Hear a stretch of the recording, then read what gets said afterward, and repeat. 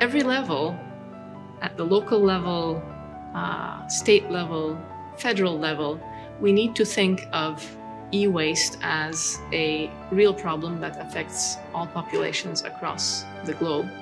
The private sector that is specifically involved in sustainability can play a leading role in that by not, as I said before, looking at it as an opportunity for innovation, but also as an opportunity for progress, an opportunity for healing. Have the opportunity to lower carbon emissions based upon the choices that we're making.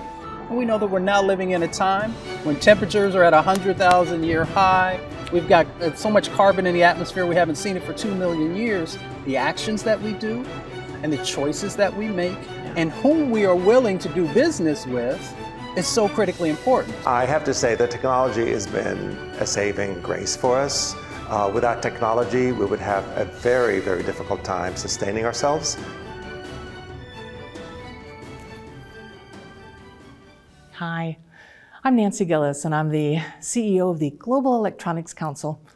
I stand here in the foyer of the National Center for Civil and Human Rights. Why? Because we're here for our celebration of the 2021 Night Out with GEC. Now, I'm holding this in recognition that these are challenging times, and sadly, I hope that you would be able to join us here in person, but that's not possible.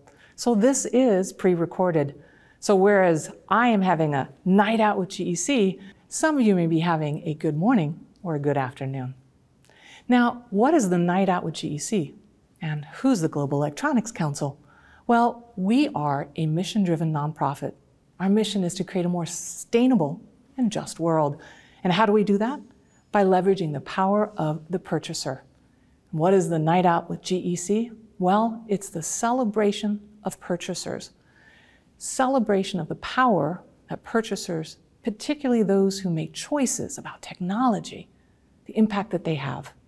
And we're here in a venue that celebrates civil rights and the need for more human rights, because we recognize that our organization, sustainability isn't just about environmental impacts, it's about social impacts as well. So this evening, you'll hear about 4 sustainability champions, the 2021 Night Out with GEC champions. They come from such diverse areas as bringing renewable energy to communities, having an academic institution that's embedding sustainability in the curriculum. It's the act of being at a restaurant, breaking bread. Now, how is that sustainable? You'll find out. And then also, of course, an activist. Because even though it's procurement, buying credible, sustainable technology, which is what our organization is focused on, is a form of activism. So I'm excited that you're here joining me today. What I want to do is bring you along as we make our journey through this wonderful venue. But let me first make a note. I know that some of you there, you yourselves are purchasers. That's actually somebody that we want to talk to, because it's your purchasing power that makes this difference. It's your purchasing power that creates this more both environmentally friendly but just world. And tonight is the celebration of your decisions. It's a celebration of your leadership.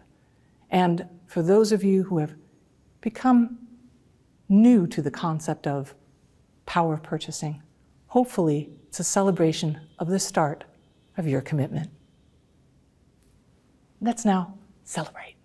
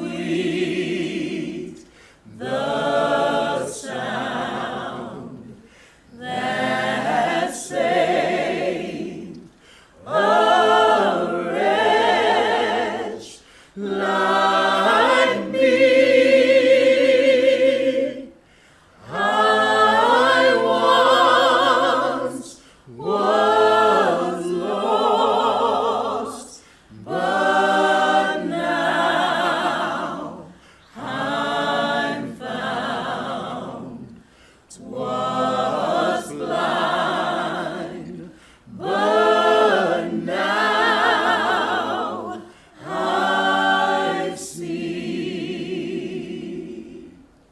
Through many dangers, toils, and snares, we have already come. 'Twas grace that taught my heart to fear, and grace will lead us home. Hi, this is Emmanuel, and I'm the Senior Manager Recognition and Awards at GEC, and I'm based in Silver Spring, Maryland. Social equity means hope. Hope for the generations to come where the interests of all are represented. This is why here at GEC, we're dedicated to creating a more just and sustainable world. Hi, my name is Kara Beatty, and I'm the Senior Manager for the Conformity Assurance Network at GEC here in Ottawa, Canada. To me, social equity means trying to reduce or mitigate the effect that climate change will have on different communities around the world. Hi, I'm Beverly Kennedy, Director of GEC's Conformity Assurance Body, and I'm based in beautiful Dallas, Oregon. Social equity means to me access to clean air, clean water, economic opportunity, and the promise that technology can bring to our lives. Hi, this is Alex Dolan. I am the Senior Director of Global Marketing and Outreach here at GEC, based in Portland, Oregon. And to me, social equity means equal access to resources and opportunities. And this is where I feel like digital technology can be a crucial part of connecting communities and people to jobs and educational opportunities and economic opportunities to become that conduit to foster social equity through technology. For the 2021 Night Out with GEC, we are honored to celebrate 4 sustainability champions. Right now, I'm joined with 2 of those 4. Now, you may wonder, how did we pick these 4 champions this year? Well, we looked at the intersection of individuals and organizations who were both focused on technology, in a way, focused on procurement, of course, because of the power of purchaser, but also focused on sustainability. Not just environmental, but social. And it was hard to find only 4, since there's so much great work that's being done right now. But I'm excited to be able to speak with 2 of those 4 right now. So without taking more time, let's go ahead and meet the first 2 of our 4 2021 sustainability champions. Let me start here on my left. Now, I'm going to ask each of those champions the same question. What role do you or your organization play in this wide field of sustainability? Please. Thanks, and it's a great honor to be here. I'm Beril Toktay. I am the Faculty Director of the Ray C. Anderson Center for Sustainable Business here at the Georgia Tech Scheller College of Business. And my role in this wide world that you've mentioned is really foremost as an educator. But I think your audience would probably also be interested to know that I'm a supply chain management person by training. So I try to combine supply chain management with how or procurement with how I look at sustainability. As the Ray Anderson Center, our center is named after a visionary business leader, Ray C. Anderson, who we are proud to know that he was a Georgia Tech alum and a really shining beacon for sustainability here in the South. And really the way that we think of our mission is that we are here to educate the next generation of Ray C. Anderson. And everything that we do is really done with that mindset. That's an important mission that you have, and not surprisingly, that intersection of sustainability and supply chain, which is actually where so much of impact, environmental and social, is now had, and where a lot of work still needs to be done, is a reason that we have identified you and your organization as a 2021 Sustainability Champion. So thank you very much for honoring us with participating in our Night of GEC today. Thank you, I'm honored. With that, I want to then introduce also our second champion, which is super exciting because we, again, really looked high and low, and we were so absolutely excited to find an individual who is doing, both as an advocate, so much work in so many interesting ways. How can you put renewable energy, technology, community, all together in one organization? So can you tell us what you're doing in this wide, wide world of sustainability? Yes, and again, thank you so much for this honor. It is indeed a pleasure to be here with you this evening. My name is Nathaniel Smith, and I have the honor of serving as the founder and chief equity officer of the Partnership for Southern Equity. The Partnership for Southern Equity is simply working to realize a new agenda for racial equity and shared prosperity in the American South. We want a South where a person's skin color does not dictate their life outcomes. And unfortunately, when we think about sustainability, a lot of times we focus so much on the environmental and economic implications of sustainability. But the third E, which is equity, is unfortunately forgotten. And I believe that the E, the equity part of sustainability, not only provides an opportunity for us to move forward in a way where everybody is included in our future, but it also gives us an opportunity to look backwards and begin the process of healing the years of trauma and injustices that many communities of color have faced, not only in the US, but also around the world. So when we think about the work that is required, we understood that we had to be a multi-issue organization. We also understood that we had to put the most vulnerable at the center of the work because we believe that the people that are closest to the problem are actually closest to the solution. And then last but certainly not least, we had to begin to work against those reinforcing loops of injustice. Many of them are found in the procurement process that hinder the opportunity for all people to reach their full potential. And so with us, we understand as an organization that the people that are going through the challenges that we're working to engage in our more sustainable future, the transition that we are experiencing towards a clean energy economy, don't have an education problem on Monday and a jobs problem on Tuesday or a climate problem on Wednesday. They have those problems every day. So it's important for us to be intersectional in the way that we approach our work, and even more so, always look for the answer, not just in the ivory tower, but in the neighborhoods that have been forgotten by, unfortunately, many people who are in positions of influence and power. You can well imagine why, when we heard about your organization and the great work that you're doing, that you quickly became identified as a 2021 Sustainability Champion by our organization as well. The Global Electronics Council, we are global, and we do understand the power of the purchaser to really make a difference. And as you so aptly said, not just environmental, but social as well. And so I know that many of the people who are participating, again, remotely because of the situation we find ourselves in, are going to be interested in the role that maybe technology or procurement plays in both being a power for good, but also, if not wielded correctly, still a problem, and a significant one.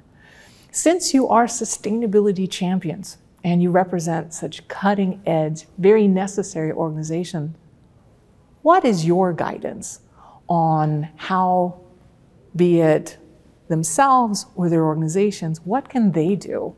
What would you recognize as far as the good and the bad of both technology or procurement? Any words of wisdom? That's a meaty question.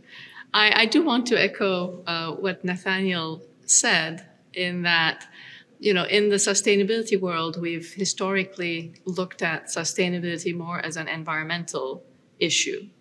And what is really something that we all need to be doing is to really understand the societal impacts, the social impacts, and look for ways to mesh those. And actually, we're delighted that Nathaniel is on our board to help our organization. You did not know this. Our organization, lift up, especially the racial equity issues as we do our work. So in terms of technology, it's one thing that we grapple always in the business school. We are obviously about, especially Scheller, it's about the management of technology, about the newer technologies, those things that are going to accelerate economic growth. And what is really important for our students to understand is technology, like you said, is a force for good. And it certainly created a lot of prosperity.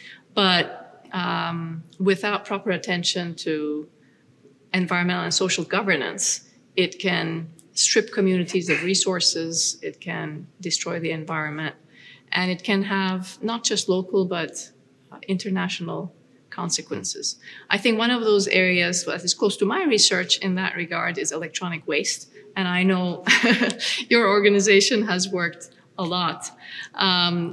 Electronic waste is a worldwide problem today, with e-waste flows, flowing from developed nations to developing nations, but also in local communities when we look at this from an environmental justice lens, where the landfills from which you have, hazardous material leakage, those are typically sited in disadvantaged, under-resourced communities. So at every level, at the local level, state level, federal level, we need to think of e-waste as a real problem that affects all populations across the globe. And I should highlight that I think the US is probably the only country that has not signed the Basel Ban Amendment that prohibits the international shipment of e-waste. I was hoping that the infrastructure bill would address this. Unfortunately, it's missing. So I think we need to continue to work on these issues that are both hyperlocal and also international in scope.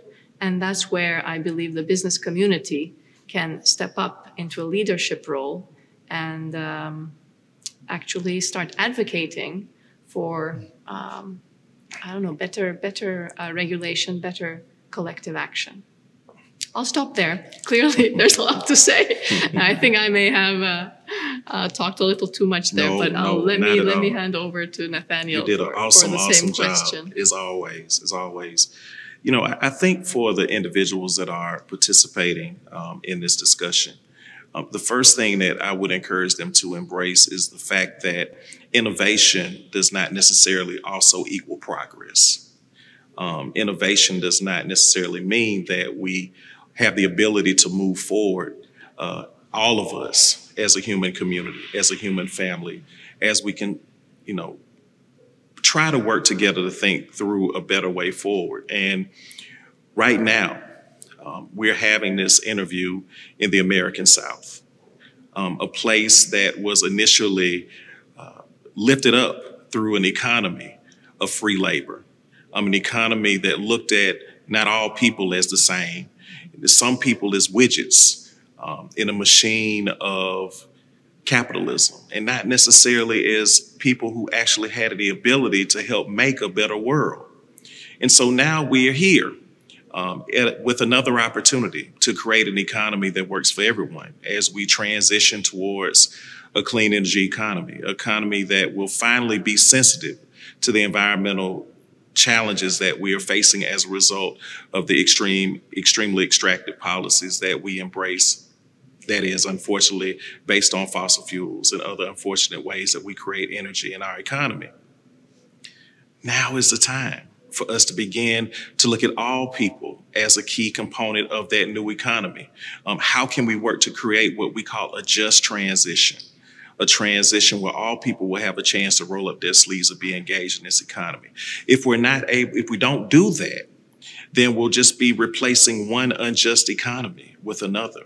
And so for us as an organization, it's about how can we make sure that we create this economy, an economy that sees everyone as an asset and no one as a liability. And I believe that the private sector that is specifically involved in sustainability can play a leading role in that by not, as I said before, looking at it as an opportunity for innovation, but also as an opportunity for progress, an opportunity for healing, an opportunity for us to have a chance to come together as a community. And so specifically, have you, and again, for the people who are listening to this conversation, are you creating opportunities in the contracting and procurement process to give people a chance to actually contribute their assets in the decision-making process, or is it a closed-door process? Are you actually also doing disparity studies where you'll actually have an opportunity to see whether those resources and opportunities have gone specifically to a certain set of the population? Are you supporting smaller businesses and actually encouraging those smaller businesses to actually work with larger businesses that have been successful in the past? Are you working to advance diversity and inclusion within the context of your procurement and contracting efforts? And I would even say, last but not least, are you creating opportunities for communities that have been marginalized and left out? Are you providing opportunities for them to be educated and strengthened in a way that will make them competitive for the jobs and the opportunities of the 21st century? That is your charge. Your charge is to not just keep things the way they are, but to make things better. And not only do we have an opportunity to do well in this new economy that we are in, but we also have an opportunity to do good. And that is the role and the responsibility of the people, I believe, who are listening to our conversation today. What a powerful statement from both of you. And I am so honored to have been able to count you as two of the 2021 Sustainability Champions. The Global Electronics Council, we actually do have a focused initiative on micro, small, and medium enterprises as part of the global technology supply chain, exactly for the points that have been raised. The fact that this needs to be an equitable economic opportunity and not one only constrained to the borders that we have here in the United States, but similar challenges that are faced here are faced elsewhere as well. And those communities can learn from us, and we need to learn from those communities.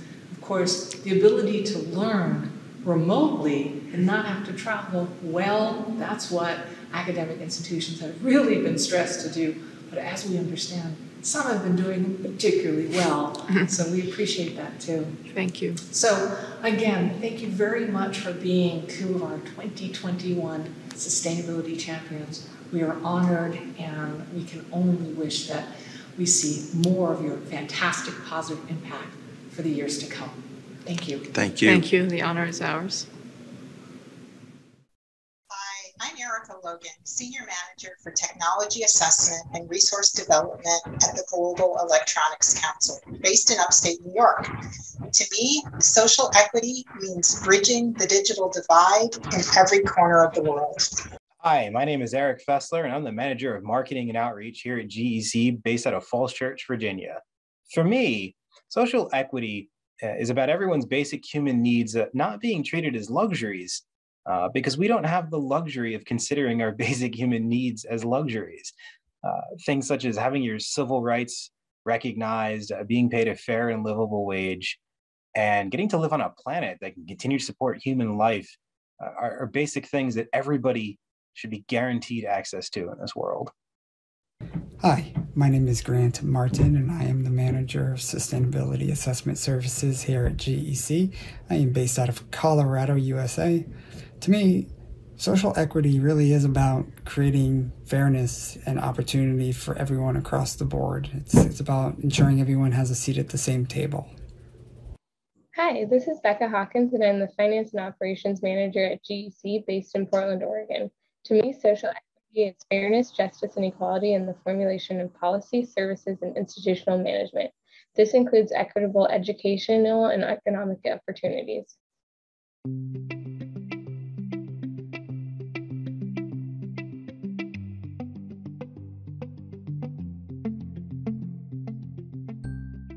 Our night out with GEC continues, but now we're in Washington, D.C. We are interviewing the third of our 2021 Sustainability Champions. Andy, we were super excited when you accepted the award this year. Can you talk a little bit about who you are, what great restaurant chain you run, and why it really highlights the important social aspect of sustainability? Thank you so much. First of all, I'm Andy Shalal. I'm the CEO and founder of Busboys and Poets. Busboys and Poets is a gathering place here in the Washington metropolitan area. It was a place that was intended to bring community together. It's a place we say where racial and cultural connections are consciously uplifted. We like to bring people in here from different walks of life, different quadrants of the city, different areas of interests, different socioeconomic status, different races and cultures to come together and intersect. We feel that intersection is really important for us to improve our community and learn about each other and be able to coexist in a more healthy way. We're a place where art and culture and politics comes together and intersects and collides in really amazing ways. We do events and programs here that are quite important for a community to be able to have those discussions, whether it's an issue on race, whether it's an issue on culture, whether it's an issue on climate change, anything that deals with issues that are of concern to the community, we have events around that. Having a bookstore and a place that provides information is important for us to be more informed about what's going on around the world, around us. The catastrophes that we're seeing, all the storms and all of these things, there's a reason for that, and a lot of it is man-created. And so if it's man-created, it could be man uncreated, and woman uncreated, and humans uncreated. And I think we tend to sort of leave things in a liminal space where we decide, oh, it's not worth talking about, it's too complicated, there's too much information there, but the information is there. Science is right in front of us, and we have agreed as a society that science is going to play a role in how we can actually advance as a species. And, so for us to have these kinds of books and this kind of information in our spaces is really useful and sets the tone. Another thing that we've found as an organization is that technology can play a very important role, and it seems to have played an ever increasing important role, especially as we've been grappling with COVID. What has technology done for your sense of community, and how has it helped or hindered? I have to say that technology has been a saving grace for us. Without technology, we would have a very, very difficult time sustaining ourselves as a business. We pivoted very quickly to online. For instance, when we have events here, you can pack up this place with 300-400 people. You'd have someone like Angela Davis or Nikki Giovanni or some really important figures of our time show up here, and there's a line out the door, and most of them can't get in. With technology, we had thousands of people actually tune in and watch and enjoy, and we were doing that every single week. We were in a constant pivot state. That's what happened, And I think anyone in business understands that if you can't adjust and readjust and reinvent yourself all the time, you end up really becoming extinct. It's very much like how evolution happens. You gotta roll with it sometimes, and you gotta be able to make those fine tunes and fine adjustments in order for you to survive. Thank you again, Andy, for agreeing to be one of the Global Electronic Council's 2021 Sustainability Champions. I really, really thank you very much for giving me this really amazing honor. So thank you so much, and I appreciate all the work that you do, the Global Electronics Council. Thank you so much for this award. It's an honor that you accepted our award, and we are so excited for the day when all of us can come together again in person. Thank you. Hi, this is Julia Bulfin, and I manage GEC's HR function from here in Portland, Oregon. To me, social equity means equal access to resources and opportunities for all individuals. Hello, my name is Catherine LeBrock and I'm based in Ottawa, Canada. I'm the Senior Manager of Ecolabels and Resources here at GEC. To me, social equity means both fairness and equality in outcomes, which results in equal access to opportunities and resources. It's really about achieving that equal footing. Hi, my name is Ben Levin, and I'm here in Washington, D.C., and I'm a senior manager on GEC's Category and Criteria Development team. To me, social equity means that when we make decisions about resources or policies or technologies, that those who are impacted by those decisions are proactively involved in the process of making them. And the goal of all these decisions should be that we all have what we need in order to thrive. So whether it's a new way of doing things, a new technology solution, or just a helping hand, the point is we're all in this together. Hello everyone, my name is Matilde Suescun. I am the Senior Manager Purchaser Network at GEC. I am based out of Miami, Florida. To me, social equity is about a fair society.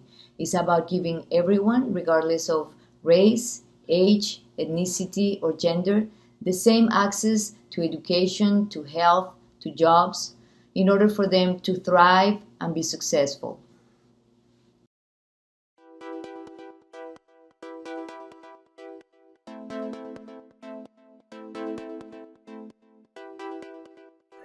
Welcome to the Night Out with GEC.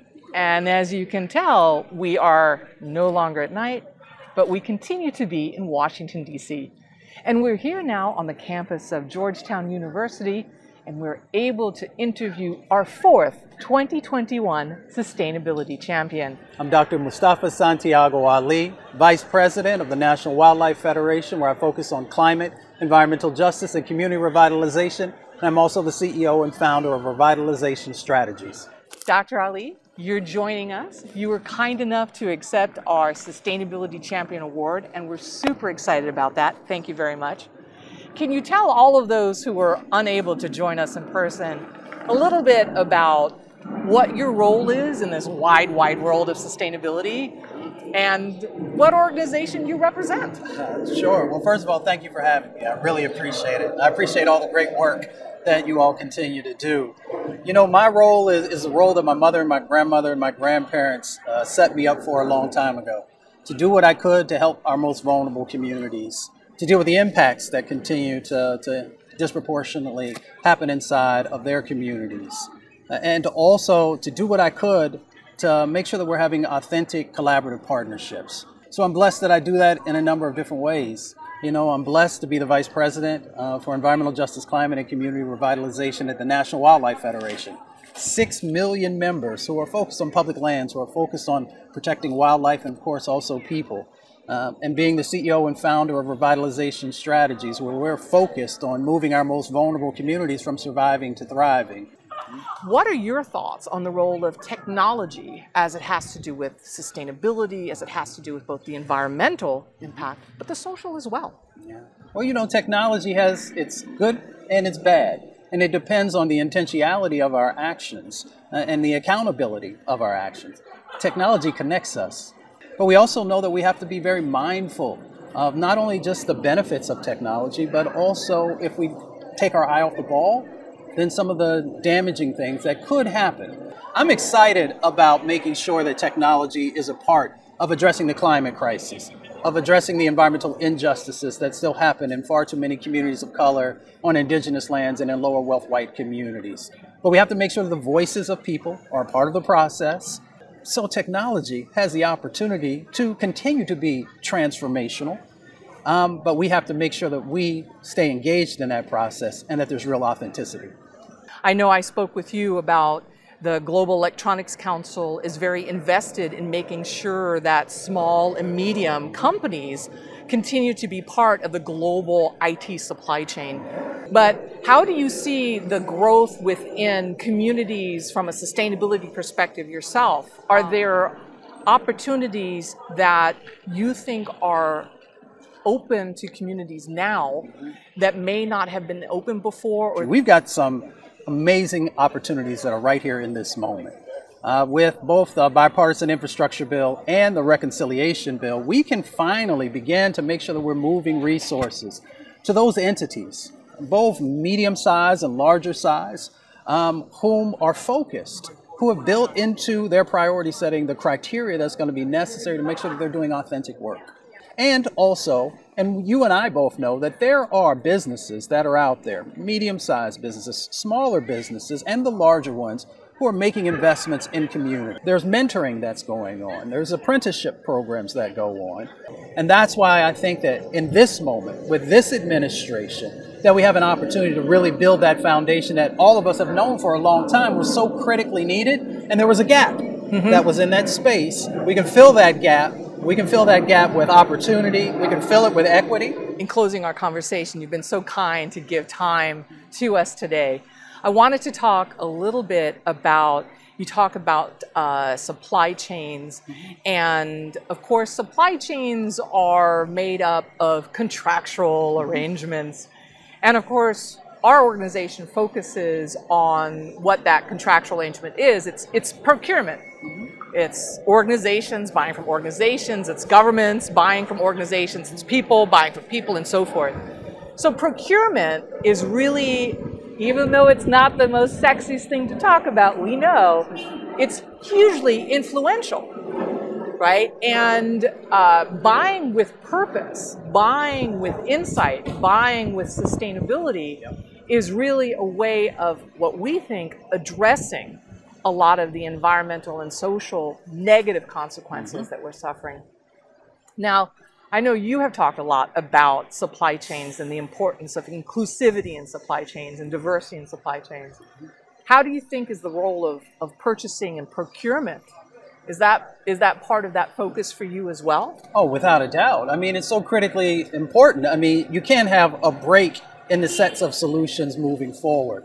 And procurement plays a big role. I have a procurement expert who's in my family, so it's been driven into me for years and years and years. But sometimes we don't make the connections between these really important sets of actions in the procurement space, and the greening of that, as I often say. We can use another label that maybe folks might be even more comfortable with. But we have to tie it back to when we do these things properly, how it makes change in everyday people's lives. And sometimes folks don't necessarily see that. So we know that when we do this properly, we know that we have the opportunity to lower carbon emissions based upon the choices that we're making. And we know that we're now living in a time when temperatures are at 100,000-year high. We've got so much carbon in the atmosphere, we haven't seen it for 2 million years. The actions that we do and the choices that we make and whom we are willing to do business with is so critically important. So it would make sense to do business, whether it is a government to government, a private business to government, an educational institution to a private entity, understanding the practices that people have in place, how they've already thought about our actions can play a role in lowering those emissions. We also believe that when you can do better, you should, and that you can actually do good by doing better, right? That somehow we are not giving up on economic growth and opportunity when you make a choice for more sustainability in products or services. It's not an either or. Yes, and we should incentivize those who are doing good. And that's where sometimes we miss it. We're like, well, business and industry should just evolve, and it should just be a natural process. Sometimes you have to incentivize things. You have to let folks know we appreciate what you're doing and put some oomph underneath of it, as my dad would say. And here's the other part, that when we do good and do well, you actually can save people's lives. And sometimes we don't talk enough about that. In our country, we got 100,000 to 200,000 people who die prematurely from air pollution. When we all get together and make the right choices, we can help to lower some of that. And it's also in this space as well because it plays a role. You know, we know we've got 60 million people in our country who have dealt with unsafe drinking water over the last decade. We got a chance, based upon our sets of actions, along with others, to play a role. So it's not about any one organization, one entity doing it all. It is about the collective. Dr. King says that when we come to these shores in different ships, but we're all in the same boat now. We're in this boat, and we have a role to play in helping us, as I often say, to get to that North Star of justice. Hi, this is Patty Dillon. I'm Senior Director for Criteria and Category Development at GEC. I'm based on the East Coast of the United States, near Boston, Massachusetts. To me, social equity means that no matter where in the world you live and work, that you, your family, and your community has access to clean air and water, fair wages, and a safe work environment. Hi, this is Rachel Simon, Senior Manager of Technology Assessment and Resource Development at GEC, and I'm based in the state of Washington. To me, social equity involves trying to understand and give people what they need to enjoy full, healthy lives, including access to the technology needed to prosper and a safe and healthy environment in which to live and thrive. Hi, my name is Sydney Gibson. I'm GEC's Manager of Global Communications and Outreach, and I'm based in San Francisco, California. To me, social equity encourages the full participation of all members of society to work towards a fair, just, accessible, and sustainable future. Social equity amplifies the voices of those most directly impacted in order to promote self-governance. With proper technology and resources, we'll see more inclusive solutions to global sustainability. I'm Sheila Gobertina van Trapp, GEC's European representative based in the Netherlands. For me, social equity and justice are all about everyone being able to reach their full potential regardless of who they are. One of the major initiatives for the Global Electronics Council for 2021 is the launch of our global campaign. This campaign seeks to bring together the purchasing power of public and private sector institutional purchasers to buy only credible, sustainable technology products and services. This is a campaign that seeks to address two of the major impacts in the world: climate change and the growing waste stream, e-waste. And in support of this campaign, the Global Electronics Council is also launching our Global Purchaser Network. This is a network of networks. It brings together purchasing groups, not only from the technology spend category, but also other spend categories as well: construction, furniture, apparel. It's a place where, if you're committed to sustainable procurement, you should join. And as we know, this is a movement towards sustainability, a movement that is necessary, a movement that purchasing should be part of. So today I call upon all of you who are purchasers to join our global network, to join our global campaign, and make your purchasing decisions count. At the Global Electronics Council, or GEC, we appreciate the benefits of technology, but refuse to accept them at the expense of people or planet. That's why we're launching the GEC Purchaser Commitment. The GEC Purchaser Commitment is a multi-year global campaign that leverages the power of purchasing to address climate change and reduce e-waste. Institutional purchasers around the world have the power to increase global sustainability simply by choosing to buy sustainable and circular technology products and services. The campaign asks governments and leading private sector companies to commit to spending their technology budgets on only sustainable and circular technology, spending at least 25% of their annual technology budget on sustainable and circular technology starting in 2022, 50% by the year 2030, and finally 100% by the year 2050. By joining the GEC Purchaser Commitment, public and private sector organizations have the opportunity to also join the Global Purchaser Network, which brings together groups of purchasers globally to learn from each other and use available tools and resources. No need to go searching for a community of purchasers. The Global Purchaser Network has them all in one easily accessible location. Hi, my name is Susan Herbert, and I'm GEC's Senior Director of Ecolabels and Manufacturer Resources. I'm located in Ottawa, Canada. To me, social equity includes mending the digital divide and ensuring equal access to those technologies that foster educational opportunities. It also includes using technology itself to make this happen and removing those built-in biases from tech products themselves. Hi, this is Terrence Glover, and I'm the Senior Manager of Purchaser Resources at GEC, based in Washington, D.C. Social equity to me means that the communities that have been historically disadvantaged or discriminated against are empowered with the tools, resources, and support needed to thrive in today's world. Thank you for joining us in our 2021 Night Out with GEC. It was great to be able to introduce you to our 4 sustainability champions. Hopefully you learned a little bit about what motivates them to make the difference that they're making. And hopefully you've also recognized the power that you have as a purchaser. Remember, power of procurement means that you can make a more sustainable world, one that's both environmentally better, but also socially better. So I really appreciate you joining us for our 2021 Night Out with GEC, and I hope to see you next year at our 2022 Night Out with GEC. Thank you, and good night. This little light of mine, I'm gonna let it shine. Oh.